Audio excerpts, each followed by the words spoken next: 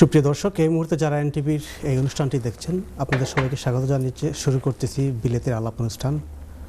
আমার সাথে দুজন অতিথি রয়েছেন যারা বাংলাদেশ থেকে এসেছেন। তাদেরকে পরিচিত করে দেওয়ার আগে আমি একটা জিনিস বলতে চাই আপনাদেরকে। বাংলাদেশের বর্তমান যে অর্থনীতি, যে দুটি জিনিসের উপর দাঁড়িয়ে আছে, তার একটি হচ্ছে প্রবাসী, যারা প্রবাসীরা দেশের বাইরে থাকে তাদের রেমিটেন্সের মধ্য দিয়ে বাংলাদেশ আজকে এই শক্তিশালী অর্থনীতির উপর দাঁড়িয়ে আছে। আর আরেকটা হচ্ছে বাংলাদেশের রেডিমেড গার্মেন্টস আরএমজি। এই গার্মেন্টস ইন্ডাস্ট্রিকে যারা বাঁচিয়ে রাখছে নারী, সেই নারীদের কন্ট্রিবিউশনের জন্য আজকে বাংলাদেশ প্রচুর ফরেন রেমিটেন্স বাংলাদেশ পাচ্ছে। তো আজকে আমাদের এই অনুষ্ঠানে আলোচনা করার জন্য দুইজন অতিথিকে আমরা আমন্ত্রণ জানিয়েছি যারা বাংলাদেশ থেকে এসেছেন। সুদূর ব্রিটেনে অনুষ্ঠিত হতে যাচ্ছে বাংলাদেশ হাই কমিশন ইউকে এবং লন্ডন টাওয়ার হ্যামলেটস কাউন্সিল দ্বারা আয়োজিত যে এসএমই ফেয়ার হচ্ছে, সেই ফেয়ারে যারা অনুষ্ঠানে যারা অংশগ্রহণ করবেন সেখানে সেই ফেয়ারে যারা পার্টিসিপেট করবে বাংলাদেশে বেশ কিছু পার্টিসিপেন্ট আছেন। সো আমরা প্রথমে পরিচয় হয়ে যাই। আমার ডান পাশে রয়েছেন Sylhet women's chamber of commerce ইন্ডাস্ট্রির সম্মানিত সভাপতি জনাব লুবানা ইয়াসমিন শম্পা, এবং বাম পাশে রয়েছেন Shama Haque Chowdhury, director of Sylhet women's chamber of commerce and industry. আপনাদের দুজনকে স্বাগত জানাচ্ছি এনটিভির ইউরোপের পক্ষ থেকে। ধন্যবাদ। আপনাকে অসংখ্য ধন্যবাদ। পাশাপাশি বিলেতের আলাপের আজকে যারা অনুষ্ঠান দেখছেন সবাইকে আমাদের আসসালামু আলাইকুম, এবং আমাদেরকে এনকারেজ করবেন। আমরা বাংলাদেশকে রিপ্রেজেন্ট করার জন্যই আসলে লন্ডন এসেছি। জি, থ্যাংক ইউ। আমি প্রথমে আপনাকে শুরু করতে চাই, তো আপনাদের কেন মনে হলো যে লন্ডনে এই মেলাতে পার্টিসিপেট করার জন্য? ধন্যবাদ। আসলে বাংলাদেশ হাই কমিশন লন্ডন ও টাওয়ার হ্যামলেট কাউন্সিলের যৌথ উদ্যোগে যেটা বাংলাদেশ হেরিটেজ আগামী 13-14 ডিসেম্বর আপনারা জেনে খুশি হবেন, সেটা টাওয়ার হ্যামলেট টাউন হলে অনুষ্ঠিত হতে যাচ্ছে, যে made in Bangladesh SME fair 2025। তো সেখানে বাংলাদেশ থেকে যারা আমি বলবো যে ফাইটার এবং সাহসী নারী উদ্যোক্তারা, যারা মনে করেছে যে তাদের পণ্যগুলা জাতীয় পর্যায় থেকে আন্তর্জাতিক পর্যায়ে নিয়ে যাওয়াটা এখনকার জন্য খুবই জরুরি, সেই স্বপ্ন বা সেই বাসনা থেকেই কিন্তু আসলে আমরা এই ফেয়ারে অংশগ্রহণ করা, যে আমাদের পণ্যগুলো এখন সময় এসেছে যে বাংলাদেশের নারী উদ্যোক্তা যারা নারীরা ব্যবসা করছেন এবং তাদের হ্যান্ডমেড যেসব পণ্য আছে সেগুলো আন্তর্জাতিক মার্কেটে যাতে রিপ্রেজেন্ট করতে পারে এবং তাদের একটা যাতে গ্লোবাল মার্কেটে একটা প্লেস হয়, সেই আকাঙ্ক্ষা থেকেই আসলে এখানে। সেই সম্ভাবনা কি আপনাকে মনে হয় যে প্রচুর সম্ভাবনা রয়েছে ব্রিটেনের মার্কেটে? অফকোর্স, কারণ আমরা যেটা বিশ্বাস করি, আমরা তো বাই বোন সিলেট, আমরা মনে করি লন্ডন হচ্ছে সেকেন্ড হোম আমাদের জন্য, হ্যাঁ, সিলেটিদের জন্য আমরা প্রাউড ফিল করি। আর লন্ডনের ম্যাক্সিমাম বাঙালি কমিউনিটির মধ্যে আমি বলবো যে একটা স্ট্রং বন্ডিং আছে, যেটা আমাদের বিশ্বাস যে আমাদের যে দেশীয় পণ্যগুলো এখন হচ্ছে সেই দেশের ঐতিহ্যকে তুলে ধরার জন্য বা সবকিছুর উপরে আমি মনে করি যে গুড ফিনিশিং যদি থাকে, আপনার প্রোডাক্টের কোয়ালিটি যদি আপনি মেনটেন করতে পারেন, তাহলে ইন্টারন্যাশনাল মার্কেট হিট করা কেন পসিবল না? Why not? যদি আদার্স কান্ট্রিগুলো পারে, আমরা কেন পারবো না? জি, ধন্যবাদ। আমি আপনার কাছে আবার আসবো। আমি চলে যাচ্ছি শামা হক। আপনি তো সিলেট ওমেন্স চেম্বার অফ কমার্সের একজন ডাইরেক্টর। সো আপনারা কি দুজন চেম্বার অফ কমার্সকে রিপ্রেজেন্ট করতে আসছেন, নাকি আপনাদের আরো ডেলিগেশন টিম আসছে আপনাদের সাথে? সিলেট থেকে আমরা দুজন এসেছি। জি, Sylhet women's chamber of commerce থেকে আমরা দুজন এসেছি। আর সারা বাংলাদেশ থেকে আরো অনেকেই এসেছেন। সবাই কি নারী না পুরুষও আছে? সবাই নারী। সবাই নারী। এখানে নারী উদ্যোক্তাদেরকে আমরা রিপ্রেজেন্ট করার জন্য এসেছি। তো এখানে আমরা সিলেট থেকে দুজন, আর সারা বাংলাদেশ থেকে, রাজশাহী থেকে, ঢাকা থেকে, মিরপুর থেকে, কুমিল্লা থেকে, সারা বাংলাদেশ থেকে আরো 16 জন আসার কথা। এই পর্যন্ত বোধহয় 10 জন চলে আসছে। জি, হ্যাঁ। তো আপনি কি কি পণ্য ডিসপ্লে করবেন এই মেলাতে?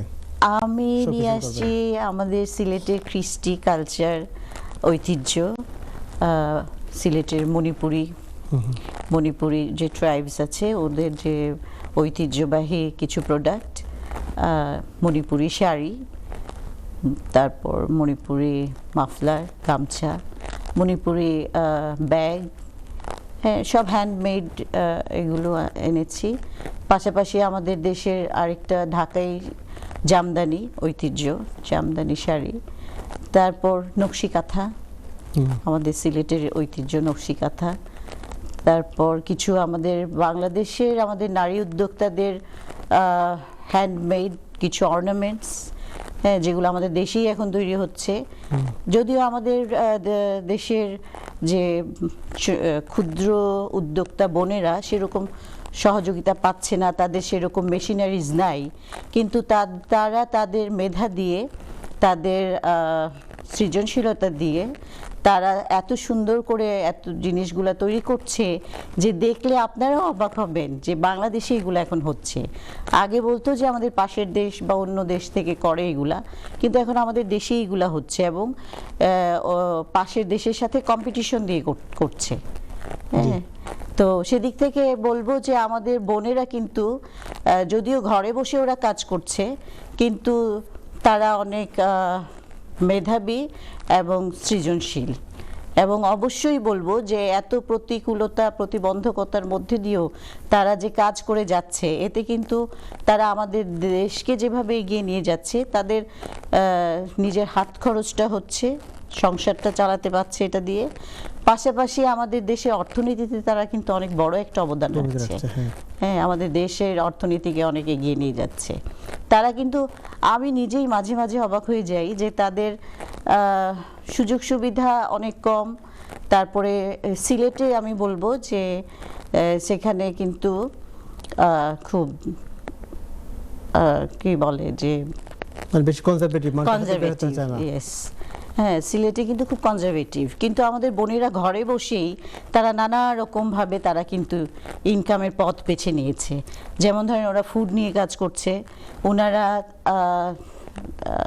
বেকিং নিয়ে কাজ করছে, এবং আমাদের যে ইয়াং জেনারেশন, ইয়াং ইয়ুথ বোনেরা, তারা কিন্তু এই যে আমাদের ডিজিটাল ইয়েতেও কাজ করছে, ডিজিটাল প্ল্যাটফর্মে কাজ করছে। যদিও তাদের সেরকম কোনো ট্রেনিং নাই, সেরকম কোনো দক্ষতা নাই, ব্যাকআপ নাই, কিন্তু তারা কিন্তু অনেক ভালোও করছে।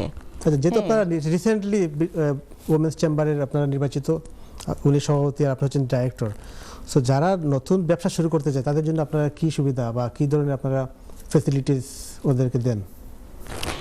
আমরা এই রিসেন্টলি কিন্তু এসএমইর সহযোগিতায় আমরা খুব রিসেন্টলি আমাদের কিছু বোনদের জন্য আমরা ট্রেনিংয়ের ব্যবস্থা করেছিলাম।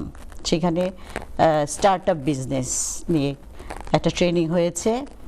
আমাদের কিন্তু আমাদের সময়কাল কিন্তু খুবই কম, মাত্র 2 মাস হয়েছে আমরা ইলেক্টেড হয়ে এসেছি। এর আগে অন্য ইয়েরা ছিল, 2 মাস আগে আমাদের ইলেকশনে আমরা করেছি, প্রতিযোগিতা করে আমরা ডাইরেক্টর হয়েছি, উনি প্রেসিডেন্ট হয়েছেন। আমরা মাত্র শুরু হয়েছে আমাদের যাত্রা। বোর্ডে কতজন ডাইরেক্টর আছে টোটাল? আমরা 9 জন ডিরেক্টর, 1 জন প্রেসিডেন্ট, 1 জন ভাইস প্রেসিডেন্ট, মোট 11 জনের আমাদের এক্সিকিউটিভ কমিটি। হ্যাঁ, তো সেখানে অলরেডি আমরা অনেকগুলাই কাজ হাতে নিয়েছি। এর মধ্যে একটা হলো যে আমরা আমাদের এক্সিকিউটিভ কমিটির জন্য আমরা ওয়ার্কশপের ব্যবস্থা করেছিলাম আমাদের নিজেদের স্কিলস বাড়ানোর জন্য। তারপর আমাদের উদ্যোক্তা বোনদের জন্য আমরা কিছু ট্রেনিংয়ের ব্যবস্থা করেছি এবং অলরেডি কয়েকটা ট্রেনিং হয়েও গিয়েছে। তো সেদিক থেকে এইভাবে ট্রেনিংয়ের মাধ্যমে তাদের দক্ষতা বাড়ানোর চেষ্টা করছি আমরা। আর ডিজিটাল প্ল্যাটফর্মেও আমরা ইনশাল্লাহ আমরা কিছু কাজ হাতে নিয়েছি। ওদের জন্য ডিজিটাল প্ল্যাটফর্মের জন্য কিছু ট্রেনিংয়ের ব্যবস্থা হবে, কিছু ওয়ার্কশপ হবে, তাদেরকে নিয়ে আমরা আরও কিছু পরিকল্পনা আছে। ইনশাল্লাহ আমরা ধাপে ধাপে এগুলা ঠিক আপনার কথা শুনবো। আমি আবারও চলে যাচ্ছি রুয়ান, আপনি একটি কথা বলবেন যে বাংলাদেশের বিশেষ করে যে সিলেট, সব জায়গায় আমরা যখন বেড়াতে যাই মানুষ বলে যে সিলেটের উমেনরা অনেক পিছিয়ে, ওরা বেশিরভাগই বাসায় থাকে। সো আপনি কি মনে করেন ব্যবসার ক্ষেত্রে বাংলাদেশ কি অন্যান্য ডিস্ট্রিক্টের তুলনায় সিলেট কি অনেক পিছিয়ে আছে মহিলারা, স্পেশালি বিজনেসের কথা যদি আপনি বলেন? আসলে এটা অপ্রিয় হলেও সত্য যে অন্য জেলার তুলনায় সিলেটের নারীরা কিন্তু কিছু অংশে পিছিয়ে, কিন্তু আগের তুলনায় আমি বলবো যে আফটার করোনার সময় কিন্তু যখন সবকিছু থেমে গিয়েছিল, তখন কিন্তু আপনারা একটু খেয়াল করলে দেখবেন যে আমাদের যে বোনেরা তারা কিন্তু বাসায় বসে অনলাইনের যে বিজনেসটা সেটা কিন্তু খুব বেশি পরিমাণে বৃদ্ধি পেয়েছিল যে এই করোনার সময়। তো করোনা পরবর্তীকালে কিন্তু মেয়েরা আর বাসায় বসে থাকেনি, তখন তারা যেভাবেই হোক, আমরা যেহেতু একটা ট্রেড বডি, চেম্বার তো ট্রেড বডি, তো তারা যখন আমাদের কাছে সহযোগিতা চায় যে আপু আমি তো এটা এই লং টাইম ধরে বাসায় করছি, কিন্তু আমি এটা বাজারে মার্কেটে করতে হলে আমার তো অনেক কিছু সাপোর্ট লাগবে, লজিস্টিক সাপোর্ট। যেমন ধরেন আচার বানাচ্ছে, আচার বানাতে হলে কিন্তু সে যখন মার্কেটে নিতে হবে তখন তার কি লাগবে, বিএসটিআই অনুমোদন লাগবে, আদারওয়াইজ সে এটা মার্কেটে নিতে পারবে না, বিক্রি করতে পারবে না। এখন এই সাপোর্টগুলো আমরা কিন্তু দিয়ে থাকি উদ্যোক্তাদেরকে। তো আমরা সবাইকেই বলি যে আপনারা যখনই ব্যবসা সংক্রান্ত কোনো প্রবলেম ফেস করবেন, স্পেশালি যারা ক্ষুদ্র ঋণ নিতে চায়, আমরা তো ডিরেক্টলি ট্রেড বডি কখনো টাকা দেয় না যে আপনাকে লোন দিবে না, আমরা কি করি সাপোর্টটা দেই, আমরা ব্যাংকের সাথে তাকে লিঙ্কেজটা করে দিই, একটা ব্রিজ লাইক, হ্যাঁ আমরা ট্রেড বডিটা একটা ব্রিজের মতো কাজ করে। যেমন সে ভালো উদ্যোক্তা, সে তার আরেকটু যদি ফিনান্সিয়াল সাপোর্ট ভালো হয় তাহলে সে হয়তো বা প্রোডাক্ট আরেকটু বেশি করে মেক করতে পারবে বা এটা বাজারজাত করতে পারবে। সে এগুলোর যে ক্লিয়ারেন্সগুলো সেগুলো কিন্তু আমরা ব্যাংকে দিয়ে থাকি, তখন গিয়ে দেখা যায় যে না ওই উদ্যোক্তাকে ব্যাংকও সাপোর্ট দিচ্ছে। তো এই কাজগুলা আমরা সহ প্লাস এসএমই ফাউন্ডেশন, কিন্তু আমরা অস্বীকার করার কিছু নাই যে বাংলাদেশের নারী উদ্যোক্তাদেরকে এগিয়ে নেওয়ার জন্য এসএমই ফাউন্ডেশনের ভূমিকা কিন্তু অপ্রতুল, আপনি অকল্পনীয়। এটা তারা প্রতিটা জেলায়, আমি বলবো যে প্রতিটা জেলার নারী উদ্যোক্তাদেরকে তারা খুঁজে খুঁজে বের করে কিন্তু তারা ট্রেনিং দেয়। এইটা স্কিল বেসড ট্রেনিংও আছে এখন বিভিন্ন। আপনারা জেনে খুশি হবেন যে আগে কিন্তু সিলেটে ডোনার ফান্ডের যারা বাইরের থেকে কিন্তু এত ইন্টারেস্টেড ছিল না যে তারা এখানে ফান্ডিং করবে এন্টারপ্রেনারদের ডেভেলপমেন্টের জন্য, কিন্তু বিগত কয়েক বছর ধরে কিন্তু তারা ইন্টারেস্টেড ফিল করছে। বিভিন্ন ডোনার ফান্ডেরা কিন্তু ট্রেড বডির সাথে সমন্বয় করে তারা কিন্তু কাজ করছে, মানে তারা এক্সপ্রেস করতে যে আমরা ফান্ড দেব, আপনারা কোনো প্রজেক্ট নিয়ে আসেন, এরকম কিছু নাকি? প্রজেক্ট তারা দেয়, হ্যাঁ হ্যাঁ হ্যাঁ, সাথে ফান্ডও দিচ্ছে। যেমন সিলেট উইমেন চেম্বার আইএলও কানাডার যেটা আইএলওর প্রোগ্রেস প্রজেক্ট করেছিল, ফার্স্ট ফেজ করার পরে যখন 5 আগস্ট পরে আমাদের এটা ইন্টারিম সেশনে আর এটা হয়নি, কন্টিনিউ হয়নি। ইনশাল্লাহ যে যদি আমরা হোপফুলি যে ইলেকশন হয়ে যায়, একটা সেটেল ডাউন হয় দেশের সবকিছু, তখন গিয়ে পলিটিক্যাল গভর্নমেন্ট যখন আসবে তখন এটা কন্টিনিউ হবে। আর নারী উদ্যোক্তারা আসলে তাদের স্বপ্ন থাকে, আমি বলবো যে বাস্তবায়িত কিন্তু তারাই করে। ছোট স্বপ্নগুলো কিন্তু তারা করতে পারে, কারণ তাদের স্বপ্নগুলো থাকে মানে দৃঢ় যে আমার এটা করতেই হবে। আর এটার সাথে আমি বলবো যে যেহেতু হস্তশিল্পের যে আমরা যেটাকে বলবো যে আমরা যদি আগামী মেলার কথাই বলি, হ্যাঁ আমরা মেলাটাতে কি নিয়ে আসছি, আমি যদি বলি আমি নিয়ে আসছি দেশের ঐতিহ্যকে, কৃষ্টি কালচারকে ধরে রাখার জন্য। যে এখনকার যে বাচ্চারা এরা কিন্তু পুরাই ডিট্যাচড, বাংলাদেশের যে ঐতিহ্য এটার সাথে যে তাদেরকে পরিচিতি করানো, এটা আমাদের কিন্তু দায়িত্ব গার্জিয়ান হিসেবে। আমরা যদি অনেক সময় আছে আমরাও চিনি না। আমি গতকালকে আপনাকে একটা এক্সপেরিয়েন্স শেয়ার করি। আমি একজনকে জিজ্ঞেস করলাম যে ঢেকি চিনেন, উনি বললেন না। তো উনি ঢেকি চিনে না, ওনার বাচ্চাকে উনি চিনাবেন কিভাবে? কিন্তু ঢেকি হচ্ছে বাংলাদেশের যে ধান বানার যে ছিল প্রথম যে মহিলারা, এই ঐতিহ্যটা এটাকেই আমি শোপিসের মতো করে, যেহেতু ক্রিসমাস সামনে, তো শোপিসের মতো করে আমি এটা কিন্তু আমাদের উদ্যোক্তারা উড দিয়ে বানিয়েছে, কাঠ দিয়ে। তো আবার সিলেটের যে শীতল পাটি, শীতল পাটি দিয়ে বিভিন্ন পণ্য কিন্তু তৈরি হয়। তো এই শীতল পাটির আইটেমগুলো আমি এনেছি। তো এগুলো যে বাচ্চাদেরকে, শীতল পাটি আপনি জানেন কিন্তু মূত্রাবাস, মূত্রাবাস কিন্তু এটা কিন্তু অনেকে চিনবেও না, তাই না? আমরা সবাই চিনি পাট, গোল্ডেন ফাইবার যেটাকে বলি, হ্যাঁ, কিন্তু মুত্রা সিলেটের ঐতিহ্য, এবং এটা কিন্তু সংরক্ষণের দায়িত্ব আমাদের, কারণ এখন বাঁশ বেতের মতো কিন্তু মুত্রারও চাহিদা, এই প্রোডাক্টগুলোর চাহিদা আছে, কিন্তু এটার উৎপাদন কম। তো এগুলোকে যদি আমরা মানে জনগণকে যদি আমরা সচেতন করতে পারি যে না, এগুলো আমাদের সম্পদ, এগুলো আমাদের অ্যাসেট। সিলেটের যেমন সম্পদ হচ্ছে, সিলেট কিন্তু আমি বলবো প্রকৃতি কন্যা, আমরা প্রাউড ফিল করি যে আমরা সিলেটি। হ্যাঁ, তো এই প্রকৃতি কন্যার, প্রকৃতির যে অপার সম্ভাবনা, ট্যুরিজম নিয়ে আপনার সাথে কথা হবে। আমি চলে যাচ্ছি আমার গেস্টের সাথে। শামা হক, আপনি নিশ্চয়ই জানেন যে সিলেটে দেখা যায়, এবং লাস্ট যদি আপনি এক যুগের সময় দেখেন, বেশিরভাগই সিলেটের ওমেনরা বা গার্ডিয়ানরা চিন্তা করে যে একটা ছেলে প্রবাস থেকে আসবে, বিয়ে দিবে, প্রবাসে চলে যাবে, মেয়েরা শিক্ষার দিক দিয়ে পেছনে, ব্যবসার দিক দিয়ে পেছনে। সো আপনি হঠাৎ করে আপনি ব্যবসার দিকে কেন এঙ্গেজ হলেন?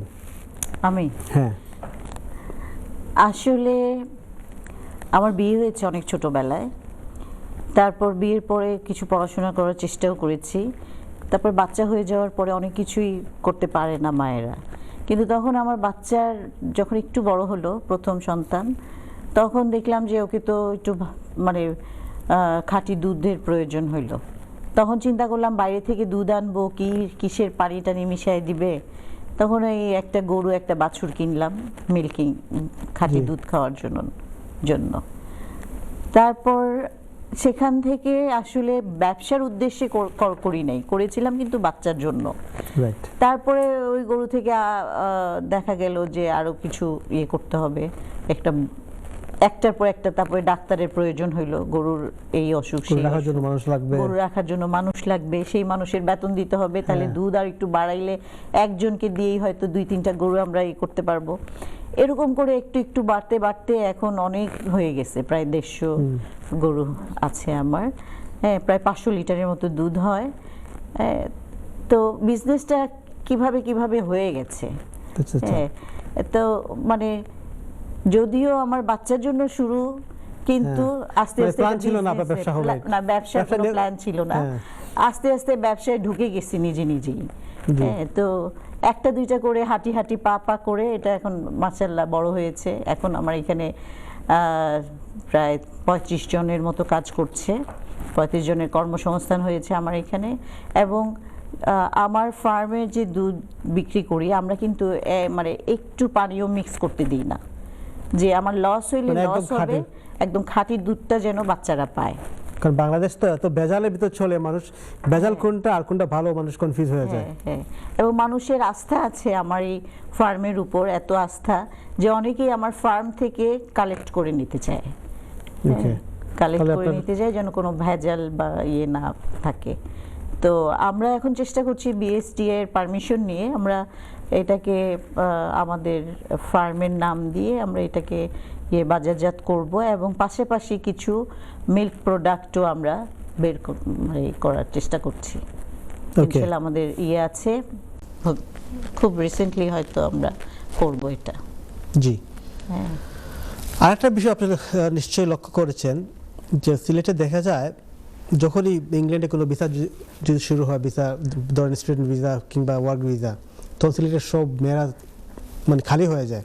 অনেকে কমপ্লেন করে যে দেশে গেলে মানে আমাদের সিলেটের মেয়েরা উচ্চশিক্ষায় ধরেন পিএইচডি করা বা মাস্টার্স করা বা আমাদের প্রশাসনের চাকরিতে পাওয়া যায় না। তো সেক্ষেত্রে আপনারা কি করতে পারবেন, যেহেতু আপনারা উইমেন্স চেম্বারকে রিপ্রেজেন্ট করতেছেন, আমাদের মেয়েদেরকে স্টাডির দিকে যদি আপনি উৎসাহিত করতে হয় তাহলে আপনি কি করবেন প্রবাসমুখী না হয়ে? প্রবাসমুখী আসলে কিন্তু আগে এটা খুব ছিল, যে আপনি একটু আগে যেটা বললেন যে বিয়ে করে বাইরের দেশে চলে আসবে, বা এখন কিন্তু আমাদের দেশের মেয়েরা নিজেই স্বয়ংসম্পূর্ণ বা ইন্ডিপেন্ডেন্ট, অনেক ইন্ডিপেন্ডেন্ট হয়েছে তারা। এখন কিন্তু তারা বিয়ে করে বাইরের দেশে আসবে এটা চিন্তা করে না, তারা বিজনেস করছে এবং তারা নিজে কিছু করবে, নিজের পায়ে দাঁড়াবে এবং বাইরে এসেও তারা বিজনেস করবে, এরকম একটা মেন্টালিটি তৈরি হয়ে গেছে আমাদের দেশের মেয়েদের। হ্যাঁ, এখন ডিজিটাল প্ল্যাটফর্মে আমাদের এই যে যারা তারা হয়তো পুরোপুরি আসতে পারি নাই, কিন্তু আমাদের যে ইয়াং নতুন জেনারেশন generation, হ্যাঁ। ওরা কিন্তু একদম এখন ডিজিটাল প্ল্যাটফর্মের উপর নির্ভরশীল।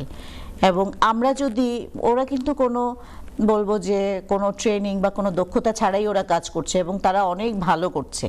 আমরা যদি তাদেরকে এই ব্যাপারে কিছু স্কিলসের জন্য কিছু ব্যাকআপ দিতে পারি, তাহলে তারা আরো ভালো করবে এবং বিশ্ববাজারে তারা জায়গা করে নেবে Plus, এবং নিচ্ছে, অলরেডি নিচ্ছেও। আমাদের অনেক উদ্যোক্তা বোনেরা এবং আমাদের ছেলেরাও, পাশাপাশি ছেলেরাও, এবং বিশেষ করে আমাদের বোনেরা যে পিছিয়ে ছিল, এখন কিন্তু এটা বলতে পারবেন না মেয়েরা পড়াশোনায় পিছিয়ে আছে, বরং এখন বলবো আমাদের সিলেটের প্রেক্ষাপটে ছেলেরা কিন্তু পড়াশোনায় পিছিয়ে আছে। আমাদের মেয়েরা কিন্তু এখন অনেক অ্যাডভান্স।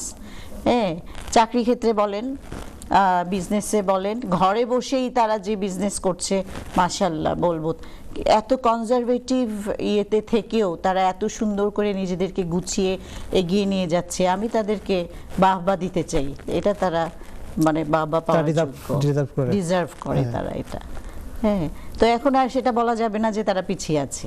হ্যাঁ, তবে আমরা যদি আরেকটু ব্যাকআপ দিতে পারি তাহলে তারা আরো ভালো করবে। আমরাও চেষ্টা করছি তাদেরকে কিভাবে আরো কিছু করা যায়, যেমন আইটির দিকে আমরা কিছু ট্রেনিং এর ব্যবস্থা করতে যাচ্ছি, ডিজিটাল যে অনলাইনে তারা কাজ করছে তাদের জন্য। এখন প্রবলেম হচ্ছে যে ওই যে আমাদের দেশে তো বুঝতেই পারছেন সবচেয়ে বড় প্রবলেম হয়ে যায় যে আমাদের ফান্ডিংটা থাকে না। ফান্ডিং এর অভাবে আমরা অনেক কিছু করতে পারি না। হ্যাঁ, এবং আমাদের বোনেরা যে বিজনেস করছে তারাও কিন্তু মূলধন থাকে না। তো সেই ক্ষেত্রে আমরা ওই যে এসএমই ফাউন্ডেশন, আমার বোন লুবানা ইয়াসমিন বলল যেটা, যে এসএমই ফাউন্ডেশন খুব অল্প ইয়েতে লোন দিচ্ছে, খুব অল্প ইন্টারেস্টে লোন দিচ্ছে, যেমন 4% থেকে 6% মেয়েরা লোন পাচ্ছে। এটা মেয়েদের জন্য। মিনিমাম কত টাকা দিতে পারে এরা? মিনিমাম ডিপেন্ড করে তার বিজনেসের উপরে, তার বিজনেস যতটুকু বড় সেটার উপরে দিচ্ছে। তো এইটুকু পেলেও কিন্তু তারা ওইটুকুই কাজে লাগে, তারা কিন্তু আরো অ্যাডভান্স হচ্ছে, আরো যাচ্ছে। তো ওই ফান্ডিং এর অভাবে হয় কি, ধরেন পাটজাত দ্রব্য যারা তৈরি করে বা এই যে বাঁশ বেতের যারা তৈরি করছে, তাদের সেই মেশিনগুলা নাই। রিফাইন্ড করে তারা যে সফট করে যে তৈরি করবে, ওই মেশিনটা তাদের নাই। তো ওই মেশিনটা কিনতে গেলে অনেক টাকা লাগে, অনেক মূলধন দরকার। তো সেই ক্ষেত্রে গিয়ে তারা একটু পিছিয়ে পড়ে, না হলে কিন্তু আমাদের এরা নিজে নিজে। থ্যাংক ইউ, আপনার সাথে কথা হবে।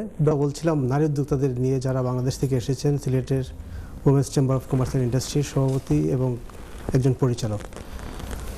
আমি চলে যাচ্ছি লুবানা ইয়াসমিন, আপনি বলছিলেন যে অ্যাগ্রো ট্যুরিজম নিয়ে একটু বলবেন, কি বলতে চাচ্ছিলেন আপনি অ্যাগ্রো ট্যুরিজমের কি পটেনশিয়াল সিলেটে?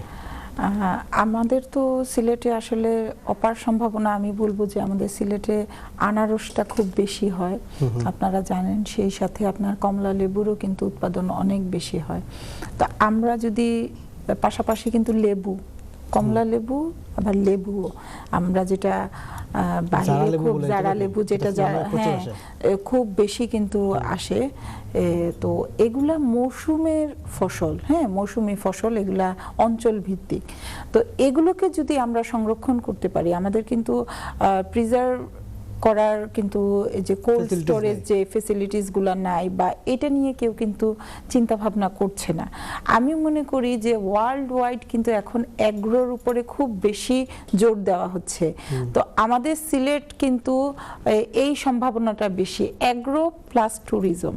আমরা যদি এই দুটাকে একসাথে মার্জ করি, তাহলে অ্যাগ্রো ট্যুরিজমে যদি আমরা এনকারেজ করতে পারি আমাদের ওমেন এন্টারপ্রেনার তথা যারা নতুন যারা ব্যবসা করতে চাচ্ছে ভাইয়েরাও, নট অনলি আমরা উইমেন এন্টারপ্রেনার নিয়ে কথা বলছি, আজকে আসছি, শুধু তারা না, যারা আসলে এই সেক্টরটাকে নিয়ে সম্ভাবনা দেখছেন আমাদের মতো, আমি মনে করি আসলে এটাতে আগানো যায়। এবং এটাতে যদি আমরা একটু আমাদের আইডিয়াগুলো শেয়ার করতে পারি, তাহলে আমি মনে করি যে ফিনান্সিয়াল সাপোর্টটাও আমরা যেরকম সরকারিভাবে পাবো, পাশাপাশি আমরা প্রাইভেটলিও পাবো। তো সরকার থেকে কোনো সাপোর্ট আপনারা আসলে সত্যি কি পান উইমেন্স চেম্বার, বা কীরকম পেয়ে থাকেন? আমাদের এটা যেহেতু বাণিজ্য মন্ত্রণালয়ের হ্যাঁ অধীনে। তো ট্রেড বডিগুলোতে হয় বেসিক্যালি একটা সেক্টর থাকে কানেক্টিভিটি, হ্যাঁ, তো ওই কানেক্টিভিটির ওই পার্ট থেকে দেখা যায় যে এগুলো খুবই সামান্য, এগুলো জাস্ট বললে হয় যে আমি বলবো যে অনেকে বলে না যে জাস্ট অনার করা একটা ইয়েকে, তো ওরকমভাবে এই সংস্থাগুলোকে বিভিন্ন সংগঠনকে দেওয়া হয় সাপোর্ট। আর যেগুলো বেশি হয় সেগুলো হচ্ছে যে আপনার যে ওয়ার্ল্ড ব্যাংক যদি আপনাকে সাপোর্ট করে কোনো সংগঠনকে, তখন গিয়ে সেই সংগঠন কিন্তু খুব দ্রুত তার লক্ষ্যে পৌঁছতে পারবে। কারণ খুব কোয়ালিটিফুল বা স্ট্যান্ডার্ড অ্যাডভান্স লেভেলের যেই ট্রেনিংগুলা বা যে মেথডগুলা শেখানো হয় সেগুলো কিন্তু এই বাইরের এরা এসে এই সাপোর্টগুলা দিয়ে থাকে আর কি। ঠিক আছে, হ্যাঁ ধন্যবাদ। শামা হক, আপনি বলছিলেন যে সিলেটের ছেলেদের চেয়ে মেয়েরা অনেক এগিয়ে শিক্ষার দিক দিয়ে বা অন্য ক্ষেত্রে, এটা কেন আপনার কাছে মনে হলো এবং এর পিছনে এর সমাধানটা কি আপনার? কেন মনে হলো? আসলে এটা কিন্তু ফ্যাক্ট। আপনি পড়াশোনার দিকে বলেন, রেজাল্ট দেখেন, এইবারও কিন্তু অনেক বেশি মেয়েরা রেজাল্ট ভালো করেছে ছেলেদের তুলনায়। ছেলেরা পড়াশোনায় কিন্তু অনেক পিছিয়ে। তারপর ব্যবসাতেও মেয়েরা যেভাবে মন দিয়ে তারা বিজনেস করছে এবং যেটা ধরে সেটা আমার মনে হয় তারা খুব মানে একাগ্র চিত্তে তারা ধরে, যেটাকে আমাকে শাইন করতেই হবে। ছেলেরা একটু ঢিলে ঢালা ভাবে করে, মানে হইলে হবে, না হইলে বিদেশ চলে যাব, বাইরের দেশে চলে যাব। ছেলেদের এখনো এই মনোভাবটা আছে, কিন্তু মেয়েরা মনে হয় একটু ম্যাচিউরড হয় এইসব ব্যাপারে। তো বিদেশ চলে গেলে কি সব সমস্যার সমাধান নাকি? কেন সিলেটের মানুষ বেশি বিদেশ কেন্দ্রিক? সিলেটের মানুষ হ্যাঁ বিদেশ কেন্দ্রিক আমার মনে হয় তারা মনে করে যে সহজ লাইফ, এখানে চলে গেলে হবে, হ্যাঁ সবকিছু ইজি, হ্যাঁ জব করতে হবে, জবের টাকাটা মানে সাফিসিয়েন্ট। আরেকটা কারণ হচ্ছে আমাদের দেশে আসলে বেকার সমস্যা, আপনি জানেন বেকার সমস্যা। আর বিজনেস নিয়ে কাজ করতে হয়তো তারা ক্যাপিটালের জন্য তারা বিজনেসে যেতে পারছে না। হ্যাঁ, কিন্তু মেয়েরা ঘরে বসে যেমন ধরেন বেকিং করছে, সেলাই কাজ করছে, রান্না বান্না করে তারা ফুড ডেলিভারি হ্যাঁ দিচ্ছে। কিন্তু ছেলেরা তো এই ব্যাপারে করতে পারছে না, আর তারা যে কোনো কিছু করতে গেলে তারা ওই ক্যাপিটালের জন্য হয়তো পিছিয়ে যায়। তারপরে এখন ছেলেরা অনেক অ্যাডভান্স হয়েছে, তারা বিভিন্ন কন্টেন্ট তৈরি করছে, ডিজিটাল প্ল্যাটফর্মে তারা করছে, কিন্তু হয়তো তারা সেভাবে সুবিধা করতে পারছে না। তাদের জন্য আমাদের কিন্তু কাজ করা দরকার আছে দেশে কাজ। আর কিছুটা ফ্রাস্ট্রেশনও চলে আসছে আমাদের দেশের বিভিন্ন প্রেক্ষাপটে, রাজনৈতিক পলিটিক্যাল ব্যাপারগুলো থেকে কিছুটা ফ্রাস্ট্রেশনও ছেলেদের চলে আসছে।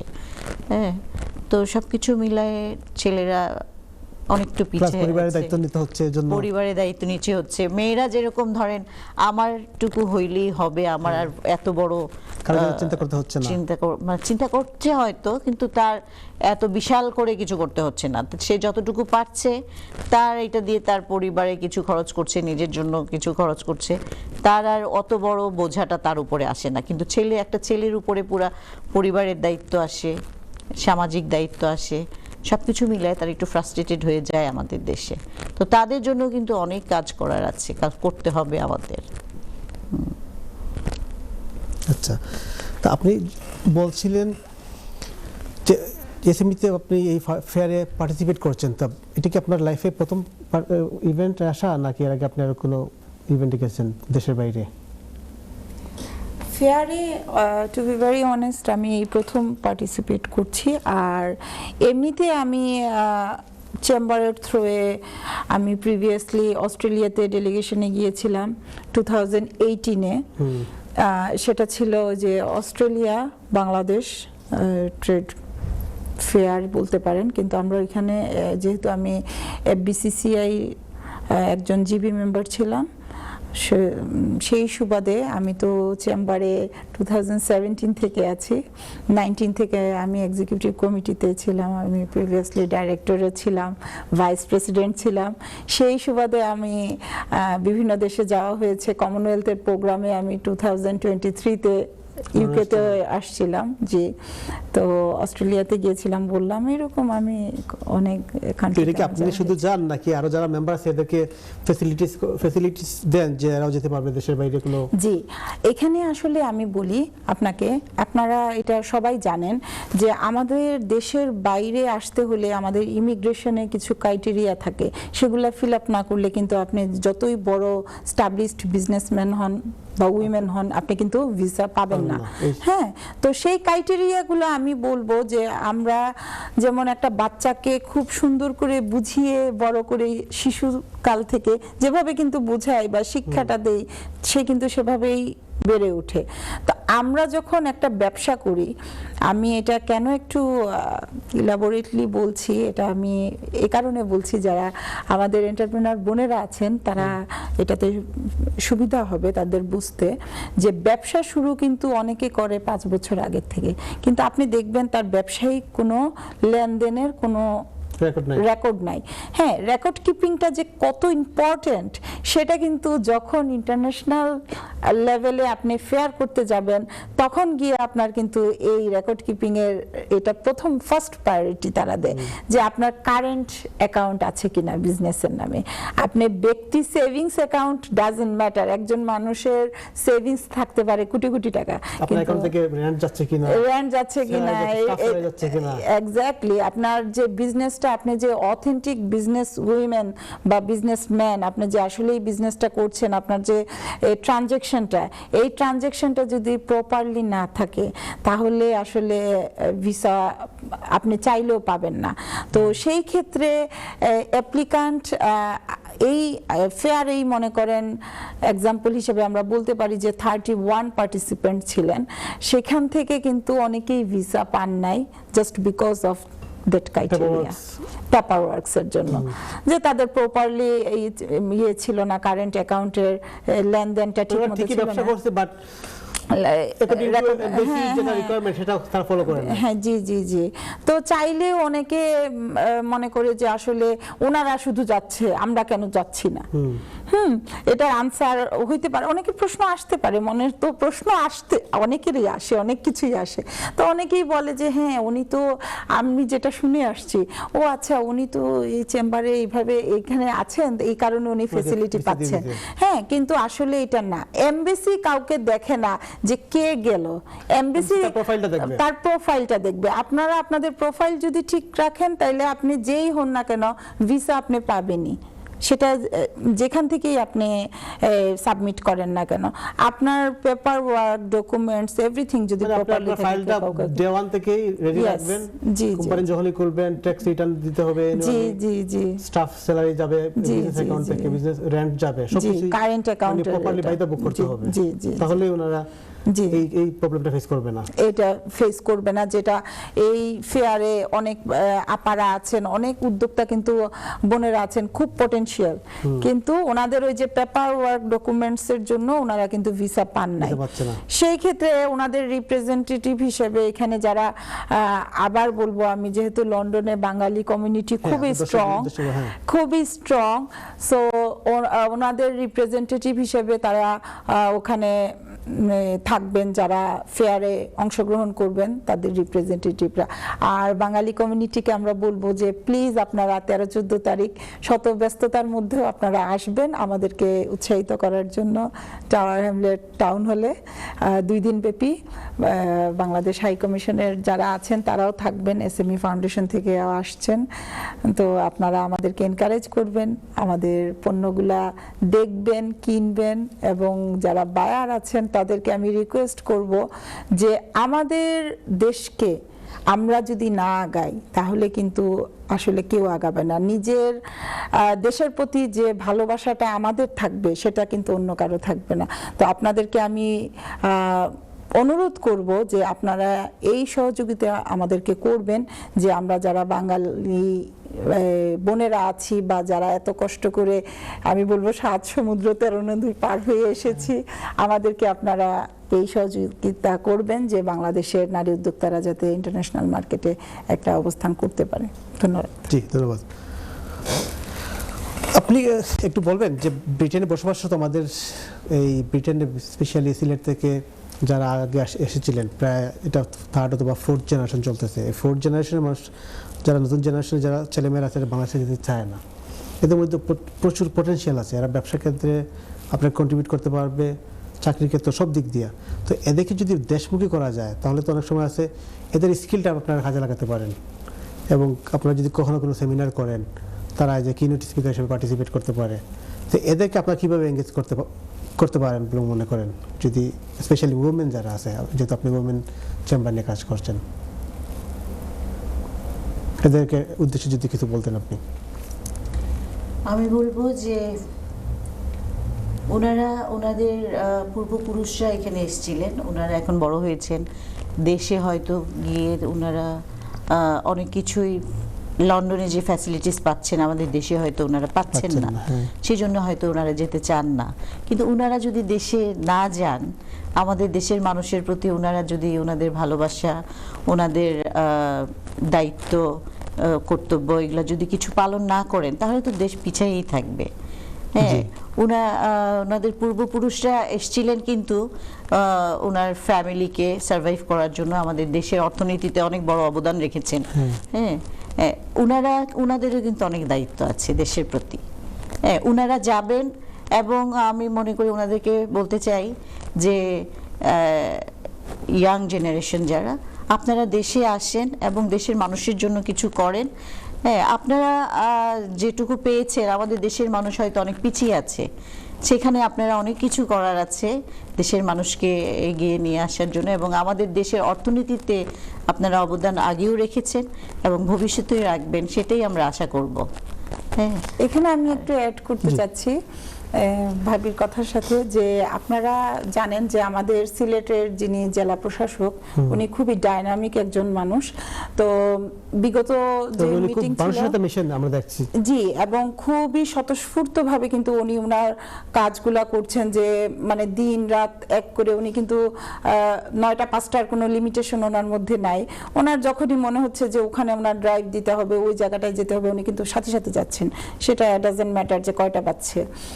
তো যেটা বলতে চাচ্ছিলাম, যে আপনি যেহেতু প্রবাসীদের কথা বলছেন, তো প্রবাসী এই প্রথম জেলা প্রশাসক প্রবাসীদেরকে সম্মাননা দিচ্ছেন, আপনারা জেনে খুশি হবেন। তো সেই প্রস্তুতিমূলক অনুষ্ঠানে আমি ছিলাম। তো স্যার বলছিলেন যে আগামী 20শে ডিসেম্বর অনেক বড় করে সেটা হবে আলী আমজাদের ওখানে। স্যার জিজ্ঞেস করছিলেন যে কোথায় ছবি তুললে সুন্দর হবে। আমি বললাম স্যার আলী আমজাদের ওই জায়গায় যদি সুরমার পাড়ে আপনি যান, তাহলে মনে হয় আই থিঙ্ক মানে ছবিটা সুন্দর আসবে এবং মানুষের মধ্যে ইমোশনস বা কাজ করবে যে না ঠিক আছে। আর সম্মাননা দিচ্ছেন, এটা এই প্রথম দিচ্ছেন, সিলেটে প্রিভিয়াসলি এর আগে দেওয়া হয়নি। এটা জাস্ট এনকারেজ করার জন্য যে এখনকার যে জেনারেশনরা বিমুখী, দেশ বিমুখী, তারা যাতে দেশে যায়, যে তাদের আসলে অবদানটা, মূল্যায়নটা আছে দেশে, বা দেশের মানুষ তাদেরকে রেসপেক্ট করছে, সেই প্রেক্ষাপট থেকে কিন্তু তাদেরকে এই সম্মাননাটা দেওয়া। পাশাপাশি উনি একটা সাসপেন্স রেখেছেন, যে উনি বলেছেন যে এটা 1 মাস পরে ডিসক্লোজ করবেন, যে শুধু প্রবাসীরা একটা জায়গা থাকবে সিলেটের, এটা এখনো বলেন নাই কোন জায়গাটায় হবে, এটা ওই এরিয়াটার নাম বলেন নাই। যারা বিদেশ থেকে আসে অনেকে সেফ ফিল করে না, বিভিন্ন কারণে তার বাড়িতে যেতে পারে না, নিরাপত্তাহীনতায় ভুগে, তখন দেখা যায় যে সে কোথায় থাকবে, এগুলো থেকে কিন্তু অনেকেই কিন্তু দেশে আসতে চায় না।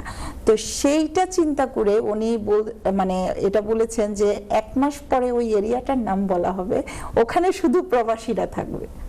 প্রবাসীদের জন্য যেমন বসুন্ধরা আবাসন লাইক এরকম থাকে না, এরকম একটা সিলেটের প্রবাসী আবাসন স্থলী থাকবে, যেখানে কিনা শুধু প্রবাসীরাই থাকবে এবং তারা সেফলি থাকবে।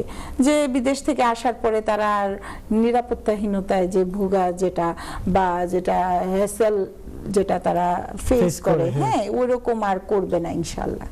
তারপরে বলতেছেন এর আগে অনেক জেলা প্রশাসক আসছিল, বাট ওনারা এরকম জনগণের সাথে স্বতঃস্ফূর্ত ইনভলভ হয়ে কাজ করে না। উনি প্রথম জি সারোয়ার প্রবাসীদেরকে নিয়ে, সাহেব, হ্যাঁ জি জি জি সারোয়ার সাহেব যে ইনিশিয়েটিভ অ্যাটেম্পগুলো নিচ্ছেন এটা অবশ্যই প্রশংসার দাবিদার। প্রশংসনীয়।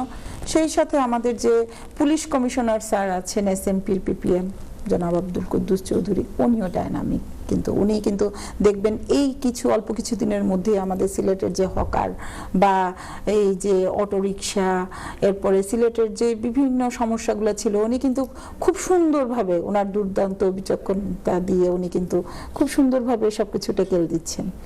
তো আমরা বলবো যে আমাদের সিলেট বর্তমানে জেলা প্রশাসক বলেন আর পুলিশ কমিশনার বলেন খুবই ভালো দুইজন মানুষ। আপনারা ভেরি লাকি। সেই সাথে এটাও বলতে চাই জি। যে এইরকম যদি আমাদের ডিসি সাহেব এবং মেট্রোপলিটন পুলিশ কমিশনারের মতো এরকম যদি আরো অফিসাররা আমাদের দেশে থাকেন তাহলে আমাদের দেশটা আসলেই সোনার বাংলা অনেক হয়ে এগিয়ে উঠবে।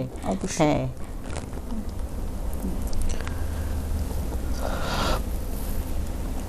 সুপ্রিয় দর্শক, আমরা অনুষ্ঠানের একদম শেষ প্রান্তে চলে আসছি। আমাদের এই অনুষ্ঠান দেখবার জন্য বিশেষ করে বাংলাদেশের অন্যান্য জেলার তুলনায় সিলেট অনেক পিছিয়ে আছে, নারী উদ্যোক্তা বিভিন্ন ব্যবসায় নারীরা অনেক পিছিয়ে আছে। আমি বিশ্বাস করি আগামীতে সিলেটের মহিলারা আরও সামনের দিকে এগিয়ে আসবেন স্পেশালি ব্যবসা করার ক্ষেত্রে, শিক্ষার ক্ষেত্রে। আমরা কথা বলছিলাম Sylhet chamber of women's chamber of commerce ইন্ডাস্ট্রির সভাপতি এবং একজন পরিচালকের সাথে। আমি সর্বশেষ প্রশ্ন করতে চাই, যদি কোনো ব্যবসায়ীরা স্পেশালি ওমেন চেম্বারের সাথে যদি এঙ্গেজ হতে চায় তাহলে আপনারা কি করতে হবে? যে কোনো মহিলা যদি ওমেন্স চেম্বারের সাথে যদি ইনভলভ হতে চান সেক্ষেত্রে কি প্রসিডিউরটা কি? প্রসিডিউরটা হচ্ছে প্রথমে তার একটা ব্যবসায়িক যে আমরা বলি এনআইডি যেরকম আমাদের থাকে, তার আমাদের ব্যবসায়িক এনআইডি হচ্ছে ট্রেড লাইসেন্স, আর ট্যাক্স পেয়ার হতে হবে। ট্যাক্স পেয়ার ইনকাম ট্যাক্সের যে রিটার্ন যেটা ট্যাক্স পেয়ার আর ট্রেড লাইসেন্স এই দুটো থাকলে কিন্তু একটা চেম্বারের সদস্য হওয়া যায়। তো আমাদের এখানে সদস্য হচ্ছে দুই ক্যাটাগরি, একটা হচ্ছে অর্ডিনারি আর একটা হচ্ছে অ্যাসোসিয়েট। বর্তমানে আপনাদের কতজন মেম্বার আছেন? বর্তমানে আমাদের 280 জনের মতো। এমনি কি কোনো লিমিটেড আছে নাম্বার, নাকি যে কেউ মেম্বার হতে পারবেন? আসলে ওই যে কেউ ওই যে বললাম যে ট্রেড লাইসেন্স আর যদি ক্রাইটেরিয়া যদি ম্যাচ করে হ্যাঁ তাহলে যে কেউ যে ব্যবসার সাথেই জড়িত হন না কেন সে কিন্তু এই দুইটা পেপারস যদি ডকুমেন্টস থাকে তাহলে সে একজন চেম্বারের সম্মানিত মেম্বার হিসেবে উনি অন্তর্ভুক্ত হতে পারবেন। ওকে, সর্বশেষ আপনি কি বলবেন দর্শকের উদ্দেশ্যে? আমি এটা বলবো যে আমাদের বাংলাদেশে এখন কিন্তু পুরুষের তুলনায় একজন কলার লাইনে আছেন, আমরা কলার কাছে চলে যাই। হ্যালো কলার। জি আসসালামু আলাইকুম, আপনার প্রশ্ন কি? আমি চাইলাম কিন্তু আমি চাইলাম আগে একদিকে থাকে যা কিন্তু আমরা এই বিষয় করে করার আগে আমরা যে মানসামরা নিয়ে আসছি এরা এত হেরাপ করে আপনারা না দেখতে বোঝা পারবেন না। এটা একটা আপনারা দুজন জি ধন্যবাদ। হ্যাঁ ধন্যবাদ। আমি গেছি 2 মাস আগে কিন্তু কোনো হয়েছে না। আর আসার সময় আর বেশ ক্লিয়া দেখি এরপরে পয়সা পাইছে আমি ভালো করে তার খবর দিয়ে আমার কাছে চিন্তিকে বেড়া এটা যদি আমি দেখি ওই আমাদের বুঝিতে এবারে এরপরে একটা বই দিয়া তো ধন্যবাদ কলার। জি বলুন। প্রশ্নটা কি ছিল না? ওই যে এয়ারপোর্টে হ্যারাসমেন্ট ফেস করে, আচ্ছা তো 30 সেকেন্ডে বলতে হবে। হ্যাঁ ভাই আসসালামু আলাইকুম, সুন্দর প্রশ্ন করেছেন। আপনি জানেন যে বাংলাদেশের যে সিন্ডিকেট এটা কিন্তু কোনো আপনি সিন্ডিকেট একদিনে ভাঙা সম্ভব না। আপনি একটা জিনিস যখন মানুষ এটার সাথে অভ্যস্ত হয়ে যায় তখন সেটা ভাঙতে হলে কিন্তু সময় লাগে। তা আমরা মনে করি যে এখন আস্তে আস্তে অনেক জিনিসই ইজি হচ্ছে আমাদের দেশে, সেই সাথে কিছু জিনিস তো রয়েই যায়, সেটা আমরা সবাই মিলে যদি একসাথে প্রতিহত করি তাহলে আমার মনে হয় যে আমরা এই সিন্ডিকেটটাকে ব্রেক করতে পারবো। কারণ সিন্ডিকেট মানুষই গড়ে, আবার এই ভাঙতেও হয় মানুষকে সিন্ডিকেটটা। ধন্যবাদ। আপনি লাস্ট 30 সেকেন্ডে কিছু বলবেন দর্শকের উদ্দেশ্যে আপনাদের ফেয়ার যেটা করতে পার্টিসিপেট আসার জন্য? হ্যাঁ, তো আমরা প্রথমে আমি ধন্যবাদ জানাতে চাই এসএমই ফাউন্ডেশন এবং লন্ডনে অবস্থিত বাংলাদেশ হাই কমিশনকে, যে ওনারা এত সুন্দর সুযোগ তৈরি করে দিয়েছেন আমাদের নারী উদ্যোক্তাদের জন্য, যে তারা তাদের পণ্যগুলো এখানে বা বাইরের দেশে আন্তর্জাতিক বাজারে এনে প্রদর্শন করার সুযোগ জি পেয়েছে। ধন্যবাদ। আমাদের অনুষ্ঠান একদম শেষ প্রান্তে। দর্শক, Bangladeshi women continue to rise not just as entrepreneur but as a architect of hope and the ambassador of heritage. আজকের অনুষ্ঠানের এখানে সমাপ্ত করছি। আগামী অনুষ্ঠান দেখার আমন্ত্রণ জানিয়ে বিদায় নিচ্ছি। আল্লাহ হাফেজ।